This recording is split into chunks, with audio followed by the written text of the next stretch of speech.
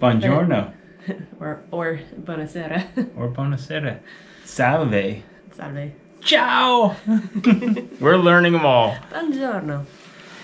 Welcome to day 11 recap. And as you can tell, Jo is much less dead today than she was yesterday.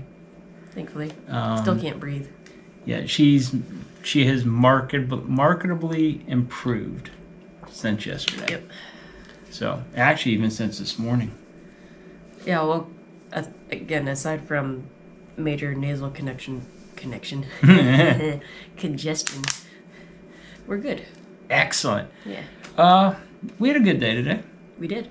So our host, we're staying in a B&B, so we got our first breakfast after 8 days. Yes. So our host lined up breakfast for us at a little cafe. Which was like 10 steps from here. Yeah, right outside the door, and we never noticed the damn place. We're like, how did we not find this earlier? We could have gone there daily. Yeah, it was so good. They actually had good tea, which has been rare. Enzo's Bar. Yes. They had really good tea, and they had sweet, and they had savory, their savory is sandwiches. So which they toast. So it's like kind of like a panini. Like the one I had was a ham and cheese sandwich panini thing.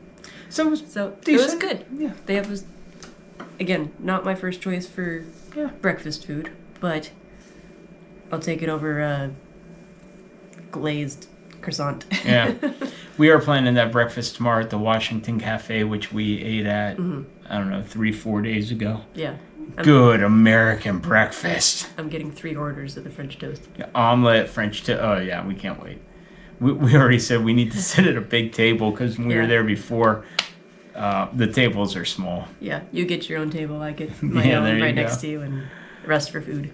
So we had breakfast, and then we decided to explore the east side of the city just outside the standard tourist zone, which means we wanted to go to the baths, the Roman baths. Yeah, the Roman baths, yeah. And it's just beyond Circus Maximus. So we knew Circus Maximus. Unfortunately, we saw it from the outside several times. Yeah. But it's closed on Mondays, so we missed out on that. Yeah. So we walk to the baths, and we get up to the baths. Closed on Mondays. It seems most of this friggin' city closes down on Mondays. Which is a weird thing. So, travel tip. Yeah. Check the Monday schedules if you're in Rome. Oh man, the baths look so cool. They look so cool. It would have been great to walk through those. Yeah, it was a huge area. We're really, really bummed we didn't get to go in there. Yeah. We're standing up there at the gate, and it was like person after person after person showed up to go in, and they're like, what the... The website didn't say it was closed. Yeah, their website said they were open. Google said they were open. MapQuest, everything said they were open. And the guy's like, there was one guy there. He's like, no, closed Mondays. Go away. Bye-bye. Yeah, they're very efficient with their communication. That's for sure. Yeah, even an Italian couple came up, and he's sitting there. He's like, He goes, I'm Italian, and I don't understand this. It's like, I guess they don't need money. Yeah. So from there, we decided to stay on the east side of the city, and we had 2 other locations picked out. So we headed to the next one, which was it was a church.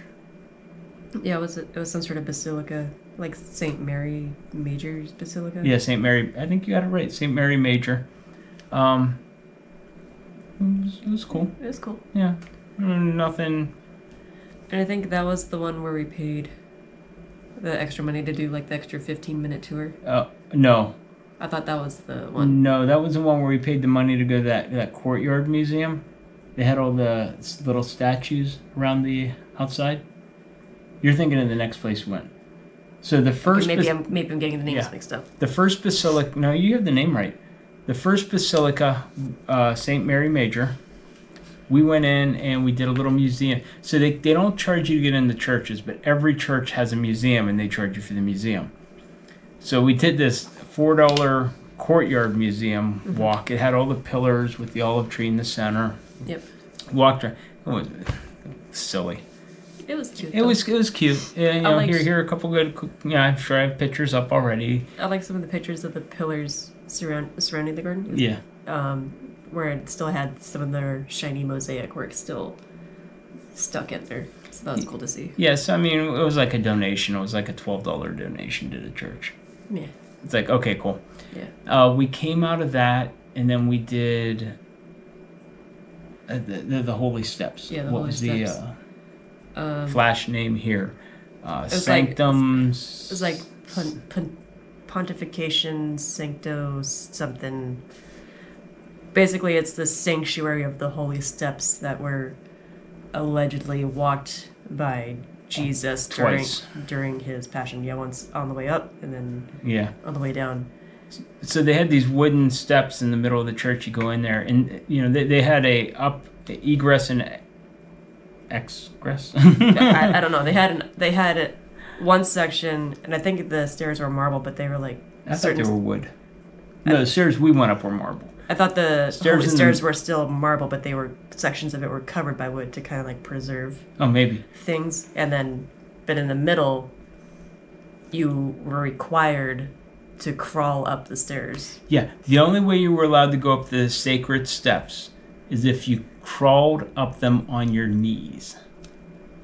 Which I guess it's like you're like praying at each step. Praying at each step, you're literally going through Jesus's footsteps. Yeah, that wasn't happening. So neither of us are religious, and honestly, that would have felt very weird. Plus, my knees are not built for that. And I'm not crawling on my knees for nobody. So, like I said, neither of us are religious, so we observed others going up the holy steps. Yeah, it was cool. They want to do it. Yeah, I mean, there were a lot of people that were just we're very respectful. We're like, not for us. So we went up these other stairs where you just walked up. Yeah, and it was cool. It was an interesting sight to see. Getting to the top of the steps and there being a souvenir shop really kind of that souvenir shop just like killed the holy stairs vibe. Killed the mood. Like you get up there and there's all these. Like, why is it right there? Yeah, holy steps, holy altar, this, that. It's like Jesus was here. The story of everything. yeah. Here's like a small crucifix for €5. It's like okay. Well, this lost its luster. It's just the location, people. Location is key. You can't have all these sacred pieces and then have a souvenir shop. It's so tacky. It's so tacky. So tacky. It was all cool up until the Vatican did it well. Their souvenir shop, but they had a lot more space to work with. There is that. Yes.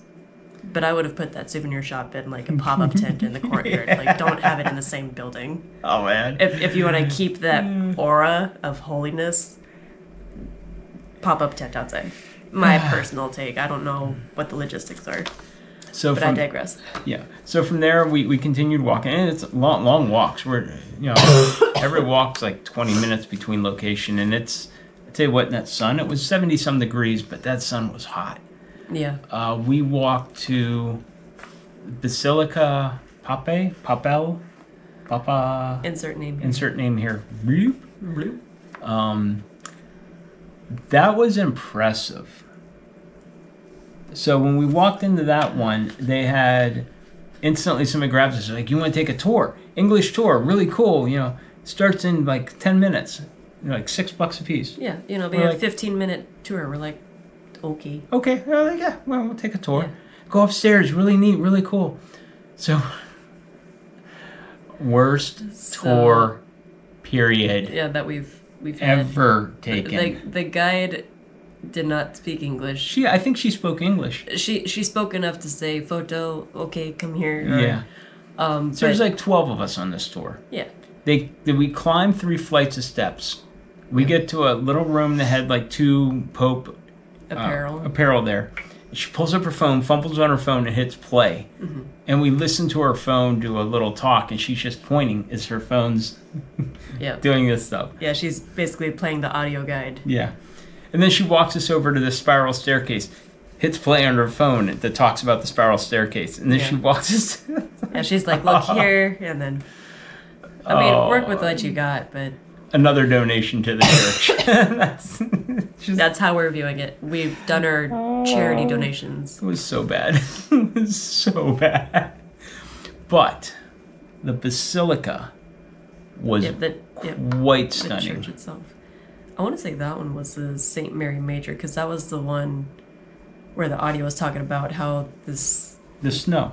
this guy Oh. got a message from St. Mary saying she needed a church. She wanted him to build a church for her. A couple people had a dream. They were told to build a new church. They were looking for a sign of where to build a new church. It was 80 degrees in August. August 5th. They woke up one morning and it was snowing in one spot. Yep. So they built, They built the church to since St. snow Mary. is pure, they Yep. built the church where the snow laid. Yep. In the middle of, August. Yep. In probably 100-degree realm. But yeah, that tracks. I guess that's Yeah. what miracles are. I saw something in there that kind of intrigued me more than almost anything else. The all-knowing eye was painted above. It was in like a side chapel, and they even said, "Hey, this is the all-knowing eye," which the Americans kind of equate to the Illuminati. Mm-hmm. And they're like, "Yeah, and come see the all-knowing eye." It made it onto the back of the U.S. $1 bill. Yeah, I do remember seeing a triangle with an eye on the back of the bill. So that was really, really stunning. That was really cool. It stood out, massively stood out. This basilica was really nice. It was impressive. It was large, gorgeous ceiling, gorgeous artwork, statues. It had a big altar, like a good, I'm going to say 2.5, 3-story altar, where the main priest? chapel is. Yeah, priest. Priest would give his sermon from. Very similar to St. Peter's Basilica, just smaller. Yeah, smaller. But at least this one didn't have scaffolding work everywhere. Yeah, It was we open. We could see it. We could actually see stuff. So, big perks. Small church, big perks. Yep. So we decided we wanted to go see the Pantheon one more time. We decided between that and the Colosseum, and we figured the Colosseum was going to be a zoo. The Pantheon was going to be a zoo as well, but we leaned that way. So we started walking there, and we were on like side streets in the middle of like a residential area, and past an intriguing little restaurant. Mm-hmm. So looked pretty crowded, looked very non-tourist. So we went in and sat down to have lunch. Yep. Excellent lunch in a authentic, what we believe as an authentic Italian restaurant. We stood out like sore thumbs, and we're probably the only Americans in there. We really did. Only foreigners in there. Yeah. I had a really good fettuccine with mushroom. I had a risotto with mushroom. Yep. And we got a tiramisu for dessert. Excellent. Yep. Wonderful meal. Yep. Like €45. And I had a glass of wine with it. So, great breakfast, great lunch. We're on a roll. Yeah, we're on a good roll with food. Yep. We left from there, and we had about a 25-minute walk to the Pantheon. Mm-hmm. About 10 minutes down the road, we pass a gelato place. It's kind of in the middle of nowhere. We went in. Best gelato, period, so far on the trip. Excellent. 70% dark cocoa, dark chocolate gelato. Yeah. Apparently the key to great gelato is when you can't see the gelato at all. It's in tins, covered, and they have their flavors up on a wall. Yeah, you'll get the coldest gelato. Yeah, you do not want to get gelato, as we've learned, and I heard this before we came over here. If it's on display, if it's sitting out in bins, not good gelato. Especially if it's neon colored. It shouldn't be that bright. If it's under lids in like a deep freeze. And we've tasted the evidence. Yeah. Confirmed. So good. Oh, it was so good today. I don't think I've had dark chocolate ice cream or gelato or anything, and it was fantastic. So good. We made it to we had to walk past the Trevi Fountain, depressing again. Oh my God, the humanity! So many people. There are still so many people swarming to see it.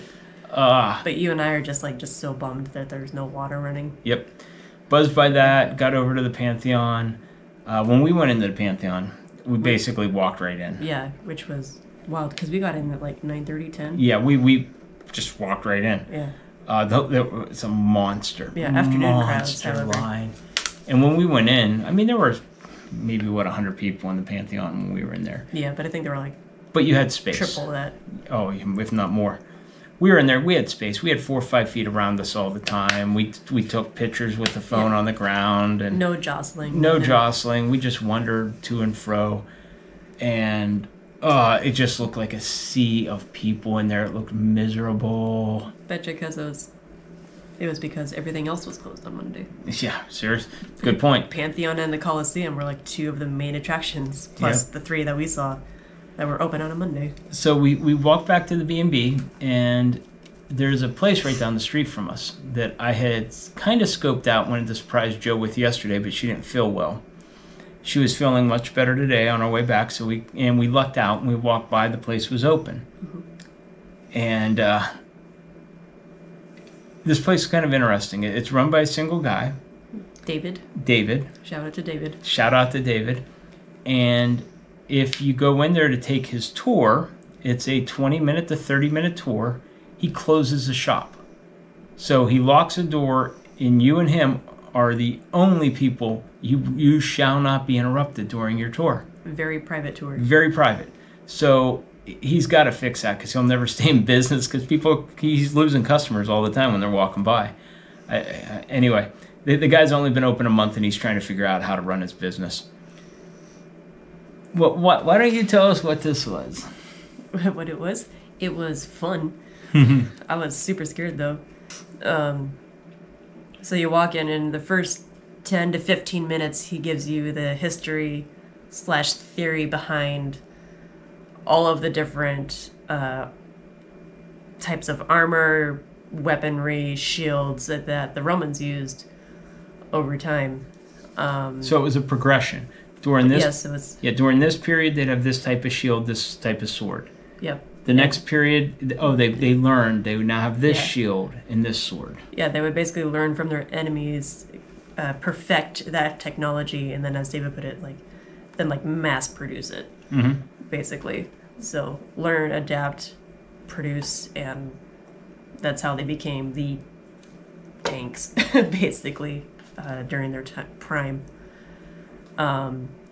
So after we learned all of that, we also got to hold the swords and the shields from these different time periods. Yeah. And then after that, if you want to jump in. Sure. So we did like a museum walkthrough explanation part. One thing I'll add to what Joe said is he asked me, what's the hallmark of a great civilization?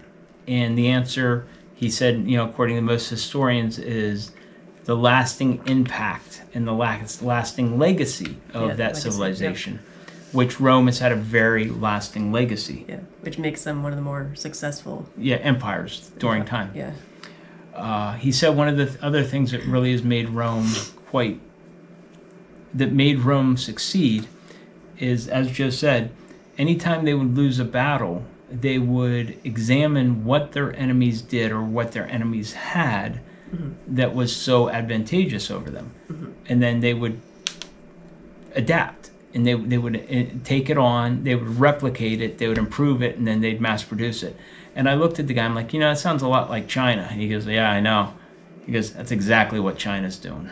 Yeah. So let that sink in for a second. It just sounds like a lot of patent work is what it sounds like to my paralegal brain. Yeah. It's like, there's this invention, we'll improve upon it, and now it's suddenly ours. So his whole museum, it was small. It was only a couple mannequins with the armor and swords and shields, and we got to touch everything. After that was done, it was interactive. So we went into the back room, and he brought out wooden swords, and he brought out the shields, and he'd teach us how to do a couple moves, and he'd explain counter attacks to if somebody comes at you with an axe, you do this. Somebody comes out with you a sword, you do this. And you work with the person to your right, you protect them, and the person to your left protects you. And we got to push each other around a little bit and attack him, and it was fun. The pushing part was pretty fun. Yeah, it was just a lot of fun. Yeah. And then at the very end, he had about a 6.5 foot spear, and you would stand I don't know, maybe 15 feet, I'm going to say, from a target. And the target was a 2 foot diameter circle. And if you could throw, and this is a legit spear. And there was the target was styrofoam, and there was just a ton of styrofoam boxes. There were at least a dozen layers of styrofoam and boxes between us and the wall. He's like, if you can throw the spear into the circle, you get a free magnet. So I go first, and I pick up the spear, and I'm holding it. It's greatly well balanced. And David gives him a couple of cue words. Yeah, he gives me a command: pick it up, pick it up. He's like, I'm holding. He's like, okay, hold. Okay, throw. I go. And I did. So he throws. It makes a sound. I'm like, oh no. I was scared. It went through 6 styrofoam things, I'm pretty sure. Yeah, I just embedded that spear. Yeah. Missed the target. Yeah. David's like, headshot, though. Yeah, it was about a foot above the target. I threw that spear. I just threw it level in it. Yeah. I was impressed. With the weight of the spear, I expected it to drop more, even within 15 feet. But, man, it sailed true, straight. You put a lot of power. Like, you threw with your torso, not just with your, like, elbow. Yeah. It went. Yeah. So I didn't get the magnet. I did. So Joe goes up there and she's like fumbling, whatever. I'm a little scared. I'm like, okay, I'm like, I gotta aim with your arm, and she's like, aim. She's right, being all timid. And the sprinkler. Yeah, and the guy's like, okay. He gives a command to throw, and Joe goes, whoop, and man, right in the target. Yep. I was proud of myself. So she won us a magnet. Yep. Anyway, that was a lot of fun. Highly recommend it. We'll put the name of it here. Yeah, if you're coming to Rome, give Dave a shout out. Check his hours, contact him, set something up. Yeah, it was $15 for one person for everything we just did. Excuse me. 25 for two. Yeah. It's a steal. Like, I learned a lot from that short time period. Yeah, it was also a lot of fun. It was just fun. So we came up to the room, got a little bit cleaned up, dropped off our bags, and looked for a place for dinner.